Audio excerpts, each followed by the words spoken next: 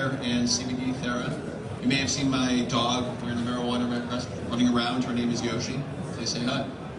Is that Connecticut Docs? Yes. Oh, I love that. They're my doctors. ConnecticutDocs.com. Michael Maloney, attorney. And at the end is my boy. Yeah, he's my boy. Yeah, you can speak now.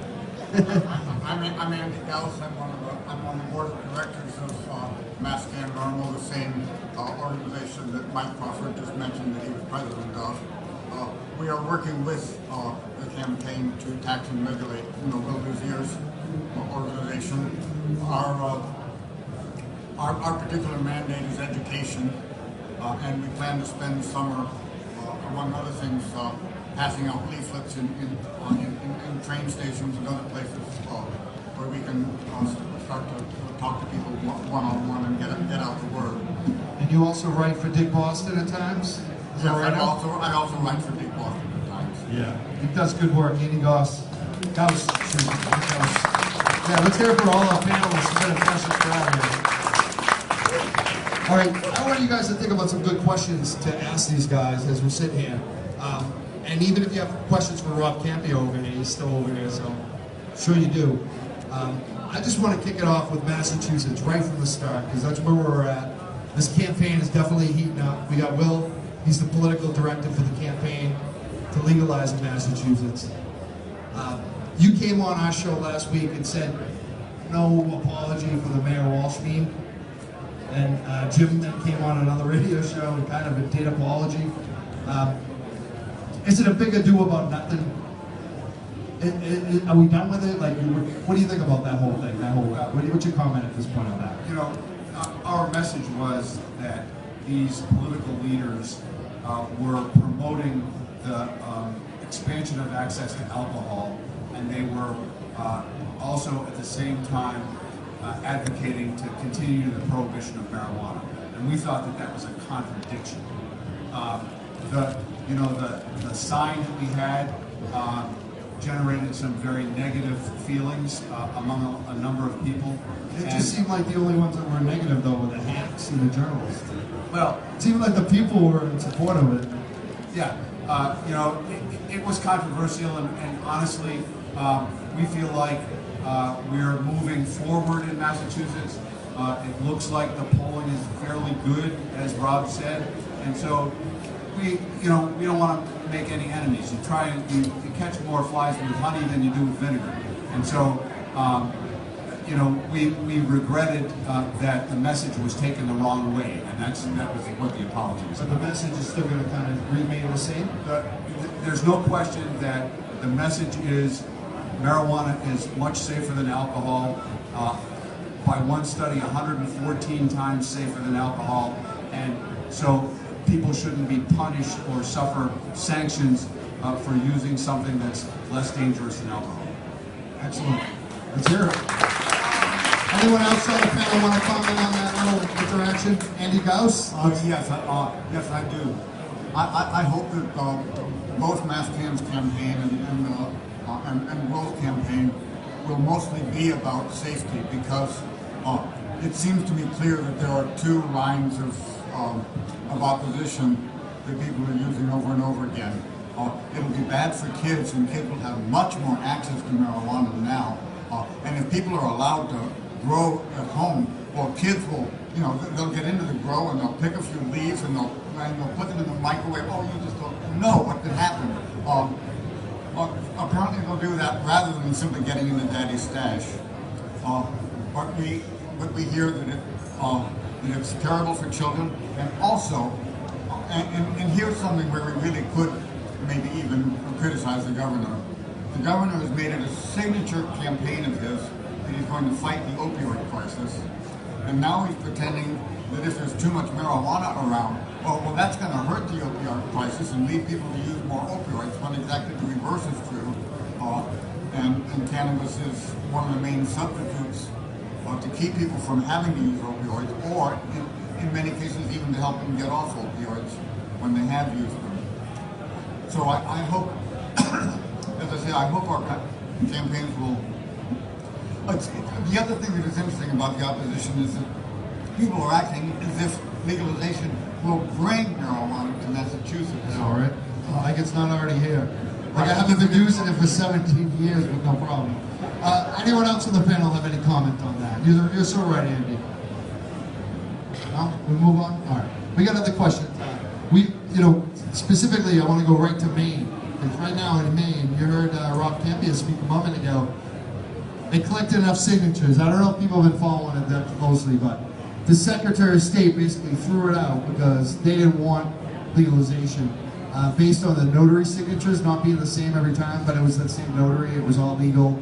It was ridiculous. A judge overturned it, but now we're still in a limbo because the Secretary of State has to follow the judge's order, and that hasn't happened yet. Am I right, Paul?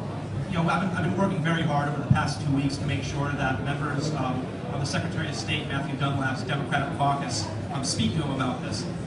This is an outrage, and this is a travesty. This is the arrogance of an unelected official who is deciding that he should have the plenary power to just deny the will of over 70,000 registered Maine voters. This has become a key issue for politicians in the state of Maine, and people are outraged. This is an abuse of office, and this is abuse of power. And from the time and again when I've talked to people inside and outside politics, is that this is the reason why they don't vote, why they're only going to support Bernie Sanders, or they're only going to support Donald Trump. They are sick of this corruption in politics, and thankfully, we have great groups like the Marijuana Policy Project that will work with local groups to make sure that corrupt politicians like these will not continue to be in office.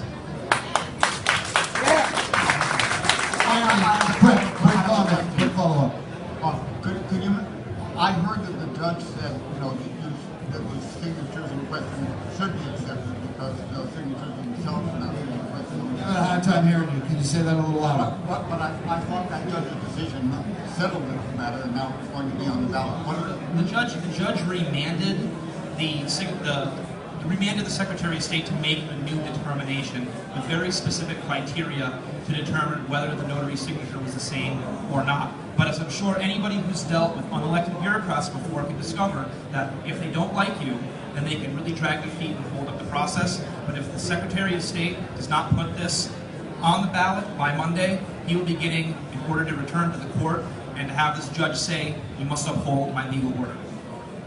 Let's hope so. Let's hope it happens. Will, you want to add something? I just want to say something about the opposition that we get from the political process. And this is a scoop because nobody's picked up on this since it was filed on Friday.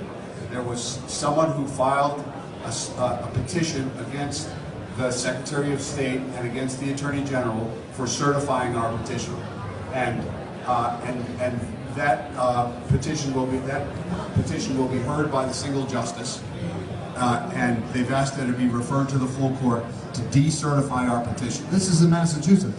This is in Massachusetts. I heard a rumbling of this, and there was something breaking. Yeah. What's going on? Who is the group? And The gentleman who filed the lawsuit, the petition in the SJC single justice session, his name is Attorney Sheff, and he's been working with the district attorney from the Northwestern District, who is David Sullivan. I think it's Hampshire and Franklin counties,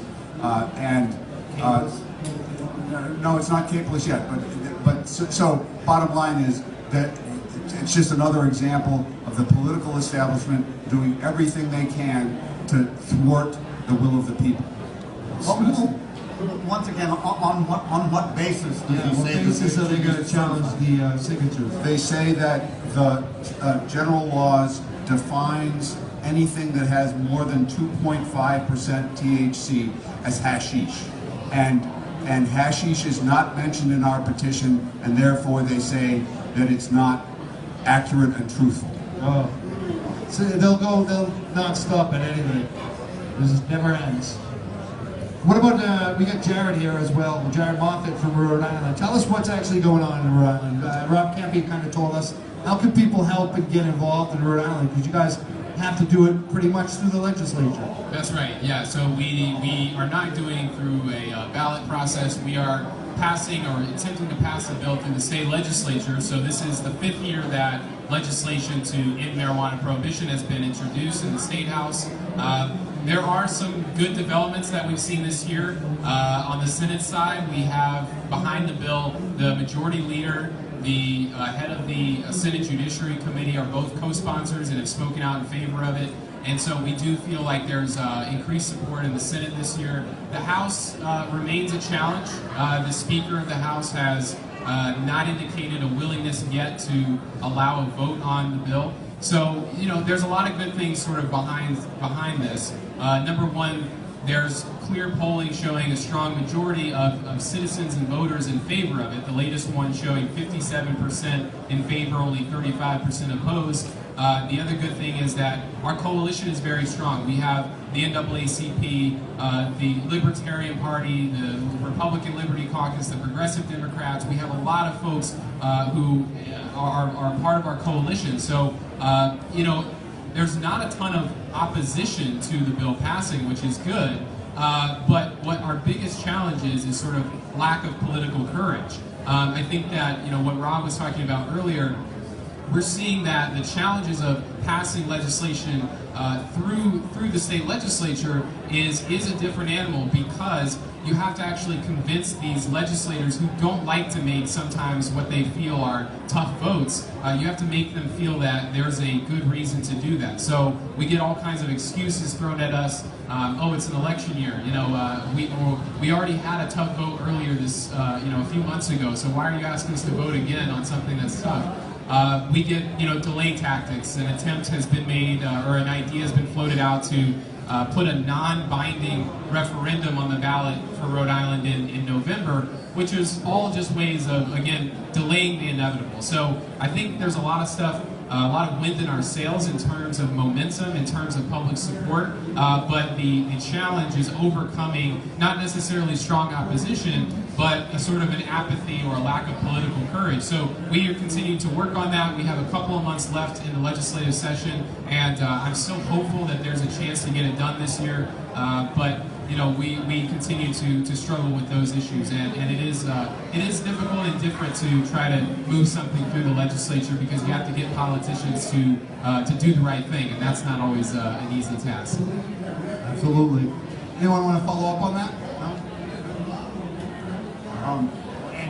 I have a question for Rob Campia, actually. Okay. We were going to come to that part, but you can jump ahead. You're like the kid who wants to open the present before Christmas. That's okay. We're good to open the present. Rob Campy's got a question for you from Andy Gauss from Mascanoma. Come on up, Rob. Okay. Last year, we had a ballot initiative in Ohio, which was about full legalization, and of course that went down, as a lot of people thought it should have. But this year, we have just an initiative for medical marijuana. Why is it only for medical marijuana this year and not for full legalization?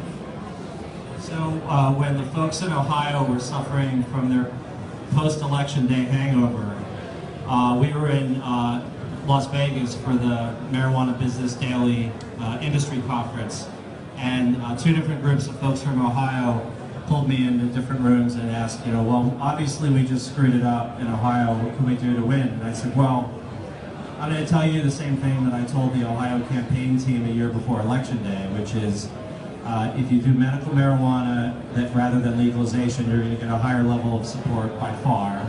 Ohio clearly is just not ready for legalization right now. I think they will be in 4 or 6 or 7 years, but not last year. Second is that you want to choose a presidential election rather than an odd numbered year election, because voter turnout is higher in a presidential election than in an odd year, and we need high voter turnout. 3 is don't put any tricks in the initiative, like creating monopolies or oligopolies or anything like that that would be offensive even to people who are pro-legalization. Mm-hmm. And 4th, don't run a stupid campaign that has a green mascot that appeals to voters under the age of 18. So if you don't do any of those 4 things, we're going to win. And they said, all right, do you want to run it? And I said, well, we're kind of busy, you know, Massachusetts, Maine, etc. And ultimately we were able to cut a deal where they are, in fact, the people of Ohio are rising up to the challenge, and they're donating to that campaign in a way that other states are not. The Ohio folks are motivated politically and financially, and they're donating. And I think because it's medical marijuana, which has good public support, and it's a well-funded campaign, I do in fact predict that the two states that are most likely to win on November 8th are California and Ohio. Thank you, Rob. Andy, you happy with that? Well, I want to go back to the law professor. He was talking about Rastafari. You had a story about a Rastafarian you were going to bring here. What was that all about? Well, I teach that law with respect to cannabis is like rhetorical poker. We all experience the repeated address of rational argument and see the response of not getting it. And we keep thinking that by articulating our rational argument, we will eventually convince them. But it's clear that they're not looking at it from the same point of view that we are. When I say rhetorical poker, I mean that it's a game of competing narratives. The narrative that we have been subjected to by the war on drugs is that cannabis is a dangerous drug. The first step out from the idea of it being a dangerous drug is that it is a pharmaceutical drug. That's medical marijuana. That's the first step out. Well, what's beyond medical marijuana? Well, beyond medical marijuana, what is it? What is it? Recreational. Well, what's the justice in recreation? Not too much. Not too much. I speak to you as counsel for Ras Ayavi, a leader of the Rastafari of Jamaica. The Rastafari in Jamaica are the people on the bottom. They were the despised of the British colonial system. They rebelled against it in every way possible. They live off nature. They grow their hair in locks. They have found a black religion, but the actual spiritual core of Rastafari is in reasoning, in actually understanding each other. And they have found from the beginning, as other indigenous peoples have found from millennia back, that cannabis is a healing plant. Healing in the spiritual sense. Healing in the sense of enhancing our human ability to understand and relate to our reality. It's grounded in a human right. It's a human right to conscience, to consciousness, to our own ability to relate to the environment, the reality that surrounds us. So it becomes spiritual in the sense that all around us is Jah. And yet, at the core, we're not talking religion. We're talking spirit. And the proposition I put to you is that spirit is the other end of the spectrum from dangerous drug.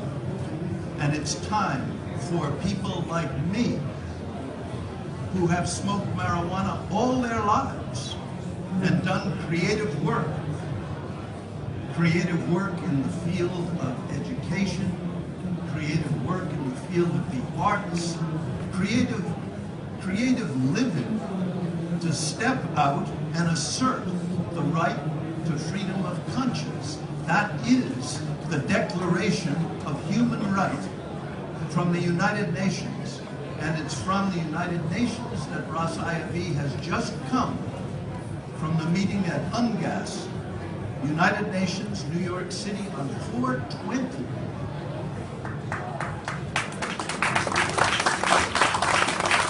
It's got a good rep, I can tell you that. I think this keeps it going. We're running out of time, but Mr.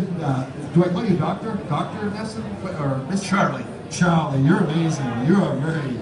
If I You could could do radio. I might have a radio host there, maybe, if I can afford you. Paul, you want to Well, follow up? I think the professor made a good point when we're talking about justice in adult use and how it really pales in comparison when you compare it to medical cannabis use. But up in Maine, we've had a very unique situation because we're very hard up economically. So he really inspired me to bring up these 2 points about justice and adult use. It's economic justice, because you really can't have social justice without economic justice. And this offers us a great opportunity to build a whole new sector of our economy, both with jobs and tax revenue. And I think more importantly is adult use, legal adult use in any state will allow there to be expanded research on this plant so we can figure out which specific properties of the plant can help with specific disorders and specific illnesses. You must And be admiring it, Paul. And I think you talked... Because I want to ask this next question about legalization. Does everyone think, especially there's 2 medical guys here specifically. You're a caregiver, right? And Michael Maloney represents, he works with Connecticut doctors, he's an attorney. I think you represent patients as well, Michael, right? I do. Pretty routinely, I'm a criminal defense attorney, so oftentimes people that are caught in gray areas or awkward predicaments, cultivation, intent to distribute, those sort of situations I can help with. So would legalization, specifically in Massachusetts, what we know, would legalization help medical patients? Repeat that, please? Would legalization, would this initiative pass in Massachusetts help medical patients or not? Well, it would certainly help out patients without a doubt. Yeah, because I was on the radio the other night with Dan Ray and Mayor Walsh, and they thought that when I brought up that it would help patients that I was out of bounds. I just thought, I want to hear what your thoughts were on it. How would it help patients? I don't think you're out of bounds, but I think maybe the question is perhaps a little bit too broad stroke at this point. It is broad, but I want people to think broad. Like, other instances that it would help patients. Let me ask you over here too. I'd like to touch on that. I think that right now the maturity of the medical marijuana program in the state of Mass hasn't evolved far enough to support a recreational market, and I think it would impact the patients if recreational was passed, and the supply of medicine would be drained. Denver ran out of pot in 2 months. We're looking at a state that doesn't even allow caregivers to produce medicine for patients, and the impact on patients specifically would be bad because there would be no available medicine. I think over 2 or 3 years, when we develop a better system to provide more medicine and recreational marijuana. Do you have the fear that legal would hurt medical? At first, yes. I don't believe that at all. I'd like Will to answer too. I gotta say something. Go ahead. The first year, yes, just because the real patient, it's going to be hard for them to access medicine. I think over the next few You're not going to be years... able to sell legal until at least 2018, so it's a while away. I would go to Will now. Will. 2 things I'd say about medical. Well, actually 3 things. First of all, the initiative that's been filed specifically says this does not affect in any way the medical law that's already been passed. That's number 1. Number 2, the DPH now requires you to be 30 miles from a dispensary and have a hardship designation, which means that you have to be impoverished in order to grow your own marijuana. The initiative that we've passed allows anyone to grow up to 6 plants. Including patients? Including patients. That would help patients. So that would help patients enormously because they can have their own grow and they don't need any certification from the DPH or anybody else. That's number 1. And that's number 2. Number 3 is eventually what's going to happen is the cost of marijuana because of legalization is going to come down. And that's going to benefit everybody, not only adult use, but medical patients. Does anyone else want to comment? Andy, quickly. Yeah, well, it seems to me one thing is that doctors have been extremely reluctant and scared to recommend marijuana. And to some extent, if it's legal, then patients who suspect that it might be good for them can try it on their own, whether their doctor recommends it or not. That's a good point. Attorney Maloney, do you think it would help, I know you want it to be narrowly focused, but would it help patients Sorry. maybe caught with 10 or 15 plants in a court case? It would, right? Without a doubt. Yeah. No question. Excellent. And let me ask you a refined question. Do you think there's any instance that it would hurt patients, this legalization? Attorney Maloney. I think at this point, not enough information is, I don't think we have enough information. My physical reaction is absolutely not, but I think we still need a little bit more info. I like you. You're a scientist. You always need info. I think Kevin Gilnick over here might have something to say. You got to say it on mic so people can hear you. Come up here. He's a Commonwealth. I'm not going to say it right, so I'm going to get him up to say it. He's a representative of some dispensaries in Massachusetts. Massachusetts, our patients are forced to register with the Department of Public Health, and there's many that we hear from Rhode Island. So opening up legalization will also it will make sure that those who don't want to be on a list with the state are also able to access the medicine. Is the only point I want to make. So you think it would help? Absolutely, okay. And he represents dispensaries, so that gives you know, he's a good guy. He cares. It's there for him too. Thank you, Kevin. This is the part where we open it up to the audience. You must have questions. You got a question? Come on up. Yeah, come up. I'm too old. I got a bad back. I can't be coming up and down. You know, I want to say one thing. Let's. I just want to remember, they talk about Prince. Everyone, I'm upset about Prince. Is anyone upset about Prince here? Yeah. And China too. I don't know if it was drugs or OxyContin, but it just seems like this is happening a lot with athletes, performers, entertainers. I got a bad back, and so often, if cannabis was just offered first, at least 1 out of 4 it would work. Like we're seeing 25% reduction in opiate overdoses. So I just wanted to mention that tonight, and like a moment of silence maybe for Prince and China. Thank you. Let's we got a question here. What's your name and where are you coming from? Jamie from Chicopee. I run Buds Relief. What's your question? That's for Derek here. I'm just wondering where I have patients that are scared to go in and get their medical here. Being recreational. I'm not scared. Let them. It would help. I would think it would help all the patients that are scared to go in and do all that. As a person, I help a lot of patients. And another thing is, how are we going to help the young dispensaries like me have a dispensary and be on the books without having to pay the $200,000 to grease your town or the high application? The high end. There's a lot of money involved. So he's number one saying he made 2 points. Number 1 point. Some people prefer to get a recommendation. Maybe they don't have the funds to get the recommendation. But as a patient right now, they wouldn't have to do that maybe, and that's his question. Would it help patients in that way? Absolutely. I do think recreational marijuana is going to provide an abundance of medicine for both the medical aspect of this program and the recreational aspect of this program. I think right away, while patients are getting set up to grow, dispensaries are the only ones that are going to be eligible to buy marijuana from, including the recreational sale of it, and that's going to flood their doors. They're going to run out of medicine fast, and that's going to hurt the patients initially. But over the course of 6 months, it's going to get better. I own hydro stores in the state of Massachusetts. I want this. We need this. Everybody should be allowed to grow this plant in the back of their yard. But at first, it concerns me with no caregivers and a good support system. When they flip the switch for recreational, and I want this to happen immediately, at first it's going to be hard for the real patients to access medicine, but they can start growing right away.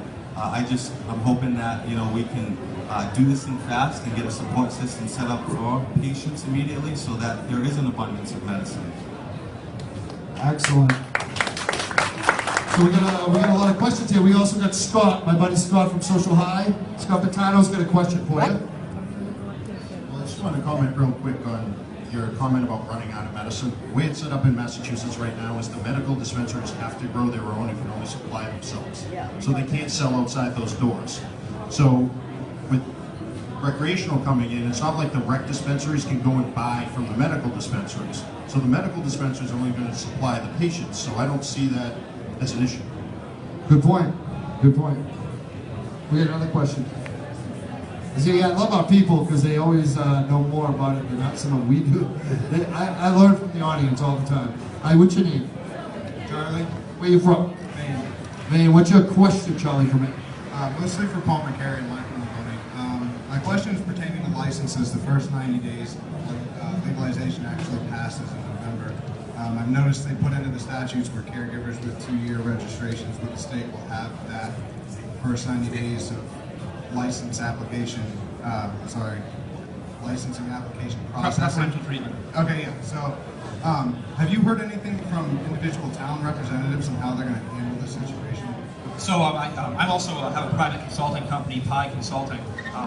I've been working very closely with a lot of municipalities throughout the state of Maine, and I think this is going to be like the next barrier which we're going to be really having to run into people who are in this business, is that they're going to have to realize that they have to work with their towns. There's going to be code enforcement. You're going to have to deal with your local law enforcement. Pi Consulting has been coming up with a model language for these towns to be able to adopt, so we'll be able to define cannabis cultivation indoors as manufacturing, for example. I had one client who was dealing with an issue with the municipality, which we successfully solved, where they wanted to define it as agriculture, and we managed to convince the code enforcement and the town manager that it is in fact manufacturing. I think that's a great point when you talk about how are we going to be dealing with towns in the future, and I think as someone said from a gentleman outside there said about from Massachusetts, is that town's going to want their cut. One of the big incentives for people to vote for legalization is the tax revenue.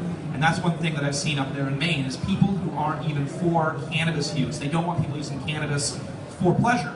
Will say, well, you know what, if the state and our state and local governments can get some additional tax revenue, then I'll vote for it because it's being used anyway. Michael Maloney, you have something to follow up with that, Attorney Maloney? Well, I think I actually echo Paul's sentiment there. I mean, obviously there's some differences between Massachusetts and Maine, but I agree wholeheartedly. Will? I just want to say something about the tax structure in Maine. So, pardon me, in Massachusetts. So, the tax will be 12%, which is significantly less than the tax in Colorado and Washington. That's number one. Number two, that 12% includes 2% that will go to the local city or town where the retail outlet is located. And so that will benefit all of the localities that have retail locations.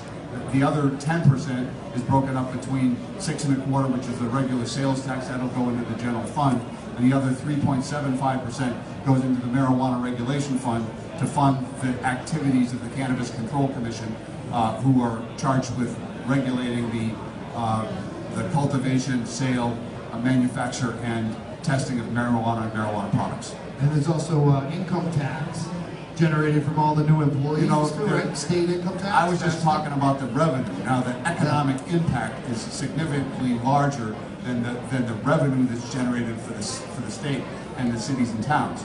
Between all of the peripheral industries, all of the income tax that's created by all the new jobs that are there, and all of the canna tourism, for instance, that will happen in Massachusetts, that's already happened in Colorado. So all of those things will contribute to the economy in such a way that ArcView just recently said that by 2020, the impact in Massachusetts will the economic impact will be $1.1 billion. And it's already started. I mean, we can see it today. There's a lot of industry right here in this room. That's and it would just get bigger to 1.1 billion. Can I say something about that? I was thinking about this coming in here today. There's a huge economic impact just to this conference.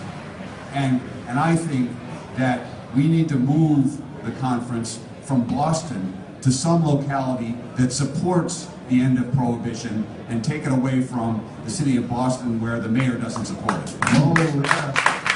Yeah, it's Mayor Walsh to do some business here.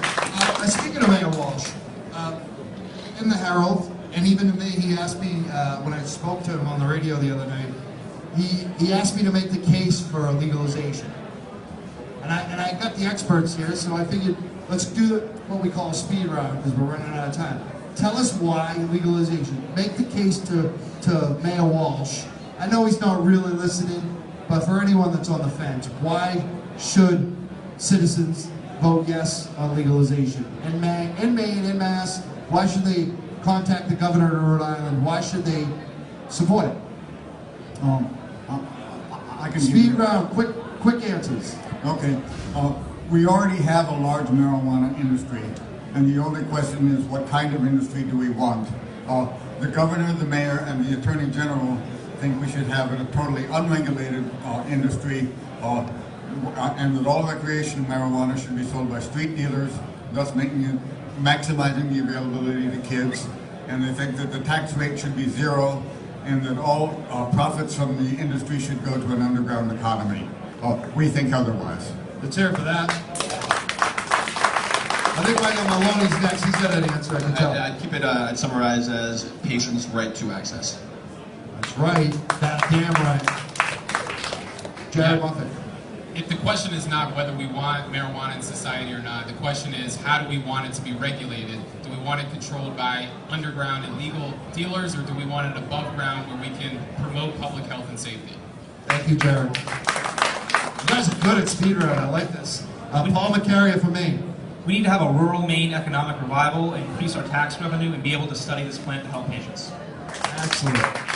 And the professor from Harvard Law. It's the wrong question.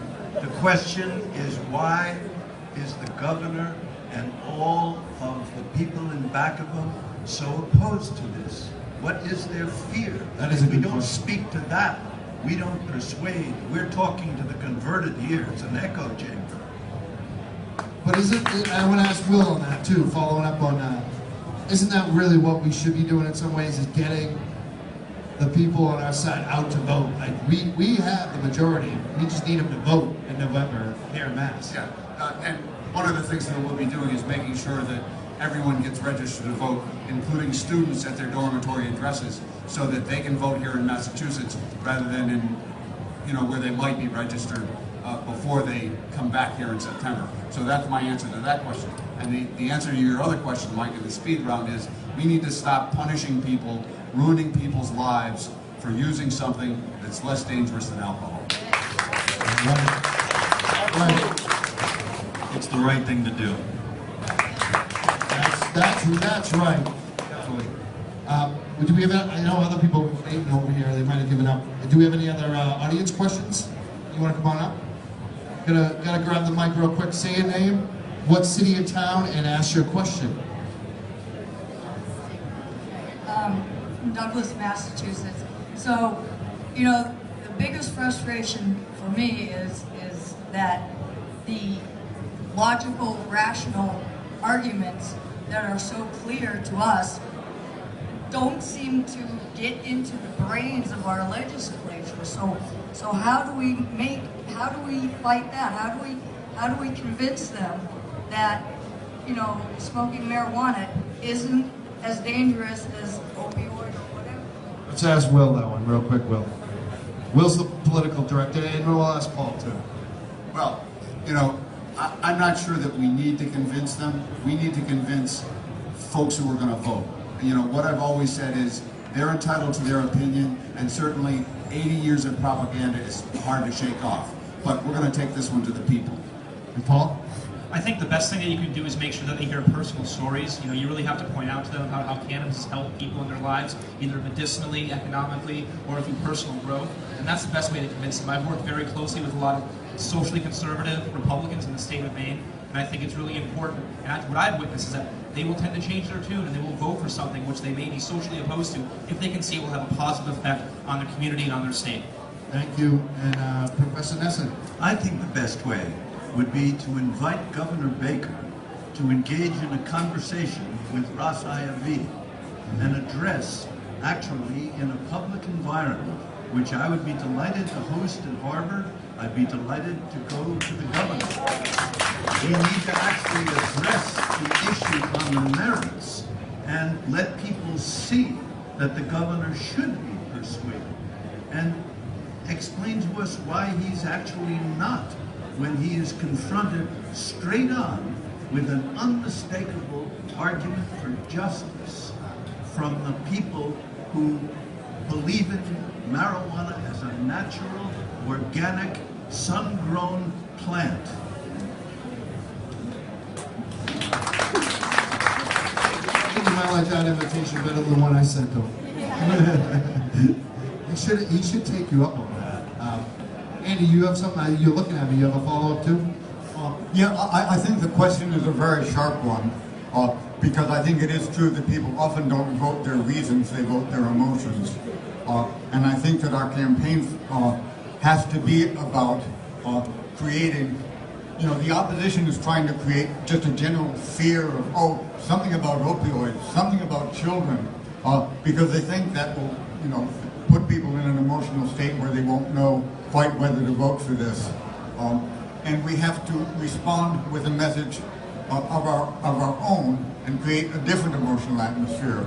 You know, we need to talk over and over again that marijuana is safer, that our kids will be safer with age regulations, that selling in stores is safer than having people sold on the street, and also that it isn't right to be putting people in jail for this. All of those are emotional arguments, and we can get people's emotions on the side of marijuana as well as their reason. Thank you. Quickly. I'd like to add to this as well. I think educating legislators is the most influential thing you can do. Meeting with the Governor's Council and Attorney General in Rhode Island, we walked into these meetings without a shot in the wind. And when we left, after giving them the numbers, showing them the proof, the actual proof of this plan, you know, they received it a lot better. And educating these legislators, calling your reps, educating them, letting them know that this needs to happen, it works. Yeah, it does. Yeah, it does. And I've done it, and friends of mine have done it. We've done it over and over and over again. This Monday night in Cambridge, we have a final zoning hearing for medical marijuana, sage cannabis. I know personally we have 5 out of 7 of the city councilors. We've been working on them. My show, The Young Jerks, has had them all come on. That's how we do our conversation. We invite these folks on. We know right away if they're cool with us, if they come on the show. Kind of funny how that works, right? So that's what you got to do, though. You just got to give them a call, give them an email, show up at the office. You see them around getting coffee in the neighborhood, ask them. Become their friends, politely ask. Let them know that you're the person that supports marijuana reform. It works so much. Like, you would be so surprised. You walk in the first time and they're totally no. Then they meet you, talk to you, and next time, and next time, and next time. Next thing you know, they're with you. And it happens over and over again. Will? I just want to say one thing that we haven't addressed, talk about one thing that we haven't addressed yet, and that's social justice. There's a clause in our initiative that requires the Cannabis Control Commission to address the issue of communities that have been disparately impacted by prohibition. And we all know what those communities are. Even in Massachusetts, the ACLU said that folks who are African American are 3.9 times more likely to get arrested for possession of marijuana than their white counterparts, even though usage is the same. Yeah, so, absolutely. So that, and the fact that there's a clause that says that you can't be prohibited from having a license because you have a conviction for marijuana possession, and the relatively low entrance fees for marijuana allows folks from the community communities that have been disparately impacted to participate in these programs. And there was a report that came out from a group of students at Northeastern University about how the Cannabis Control Commission can help to carry out that mandate. And so that part of the social justice, I think our initiative was one of the first to do that. California now has a similar clause in their pending initiative, and so that social justice aspect is also important. And there's also the social club aspect, which I really like, of the Massachusetts initiative. So that maybe we can have a convention like this and actually have a smoking room. Would you folks like that? Yeah. So that's another reason to vote for the legalization initiatives. There's a lot of good reasons. I am so on board with legalization in Massachusetts and Rhode Island and Maine and this movement right now. What Rob Campia said, we people need to really start giving money. The businesses here have to start giving money. We got to make sure we win this initiative. We get all these initiatives, all these states. If we win them all, if we get them funded, it's over. I mean, this would be the breaking point here. We have such a great opportunity. It only comes so often. I ask everyone to get involved. mpp.org. I want everyone to tell where they are. We're going to say goodbye. How people can support these different amazing individuals. How they can reach you. Myself, I do the Young Jerks. You can look me up, JURKS, at the Young Jerks. We're on Twitter, Facebook, iTunes. Our stuff's doing really well right now. We're like this, we're going up. We do independent media. I also write for Dick Boston, Civilized, Greenleaf Magazine. You can find me pretty much anywhere online. Mike Crawford or Mike Can is my name. Thank you very much for having me today. I want to give it to the next gentleman. Oh, thank you. I want to give it to the next gentleman to tell you where you can find him. You can find us at rcri401.com and canatech.com as well. Mike was nice enough to have me on his show last weekend, even after the Herald called me a jerk. I'm an old jerk, but yeah, he allowed me to be on the Young Jerk show. Well, they're the real jerks, the Herald. Can we give her a round of applause? You guys agree the Herald the jerks? The Herald's awesome. So, Will at regulatemass.com. You can find me on SoundCloud. I'm Charles Nesson, all one word.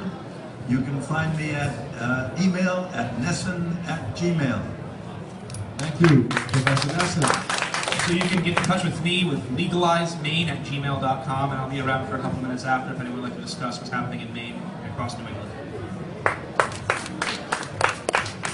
Regulate Rhode Island, so we're on Facebook, facebook.com/regulateRI, regulateRI.com, Twitter, regulateRI, so you can find us pretty easily. Thank you, Jared. Canacare Docs, we actually opened up our 20th location this past Wednesday. And they're amazing. Let's hear it for Canacare Docs. These guys, they give out, how many, like, amazing amount of money they give to veterans in the free recognition. We've actually given over $250,000 to veterans in the past 18 months. CanacareDocs.com. Visit masscan.org to find out about all of our activities. One thing that we could use a lot of people with is we plan to print up a lot of flyers. In fact, we plan to print up like a new flyer every 2 weeks and have people distributing them at train stations and other places. So we can use a lot of help with that. Masscan.org. Thank you, Andy House. Yeah, go to the Boston Freedom Rally. You know Masscan. Masscan.org, mpp.org. Make sure you contribute. Thank you all. Let's hear for all these panelists and yourself in Boston and day one at the convention. And Rob Campion, too. Let's hear it really for Rob Campion. MPP. Thank you.